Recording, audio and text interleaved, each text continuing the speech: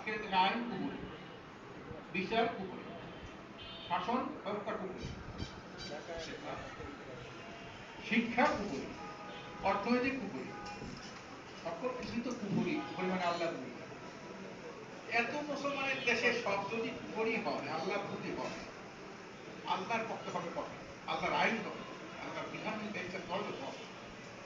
এই চিন্তা ভাবনা করে আজকে যারা বিগত দিনেই যারা ইসলামের বিরুদ্ধে দল করেছেন, অর্ধশত ৭৫-৮০ বছর হয়ে গেছে ওদের বয়স, আমরা লক্ষ্য করেছি যে এদের মাধ্যমে আর যা কিছু হোক ইসলামকে রাষ্ট্রীয় ঘটানো সম্ভব না।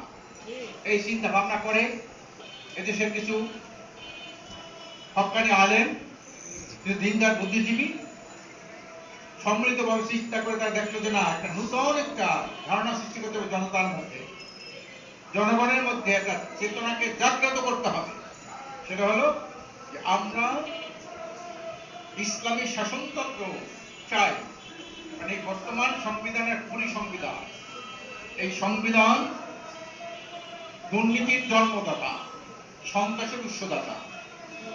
এই সংবিধান ক্ষমতাসীন দিকে চরিত্রহীন বানায়, সংসদটাকে একটা কলঙ্কিত সংসদে পরিণত করে এই সংবিধান।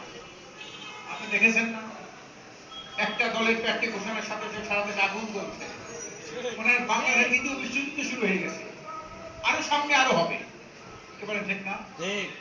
এই যে দূষিত, বিষাক্ত, পরিচিত, নোংরা ইউনিয়ন নির্বাচনটা দিলে আরো হইত। একটাও দুর্নীতি দুঃশাসন মুক্ত এটি সুখী সমৃদ্ধ কল্যাণ রাষ্ট্র প্রতিষ্ঠার লক্ষ্যে শুরু হয়েছিল ইসলামী শাসনতন্ত্র আন্দোলন।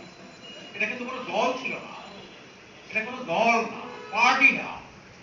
দল মানেই হলো বিভক্তি, পার্ট থেকে পার্টি, পার্ট থেকে পার্টি। এটা আন্দোলন, যেমন ছিল ভাষা আন্দোলন, যেমন ছিল স্বাধীনতা আন্দোলন। সকল মানুষেরই তো স্বাধীনতা আন্দোলন, সকল মানুষ সম্মিলিতভাবেই তো ভাষা আন্দোলন করেছে। এইভাবে একটা শাসনতন্ত্র, এটা মুসলমান না, সকল মানুষের জন্য এই সংবিধান শাসনতন্ত্র। কারণ ইসলাম শুধু মুসলমানের জন্য না। কোরআনে দুই ধরনের আয়াত আছে, ইয়া আইয়ুহান নাস, ইয়া আইয়ুহাল্লাযীনা আমানু। কি ধরনের না? প্রথম তো ইয়া আইয়ুহান নাস, মানুষের প্রতি কোরআন। মানুষ বলতে তো হিন্দু, বৌদ্ধ, খ্রিস্টান যা আছে, মুসলমান সবাই। এই মানুষের মধ্যে মুসলমানরা ইমান হয় নাকি? এই মানুষের জন্য ইসলাম, Islam is the best, Islam is the solution, ইসলামের সর্বোত্তম, ইসলামে একমাত্র সমস্যার সমাধান। এই কথা মানুষের সামনে তুলে ধরে মানুষকে ইসলামের পক্ষে ঐক্যবদ্ধ করে একটা কঠিন থেকে কঠিনতর আন্দোলন গড়ে তোলার জন্যই শুরু হয়েছিল ইসলামী শাসন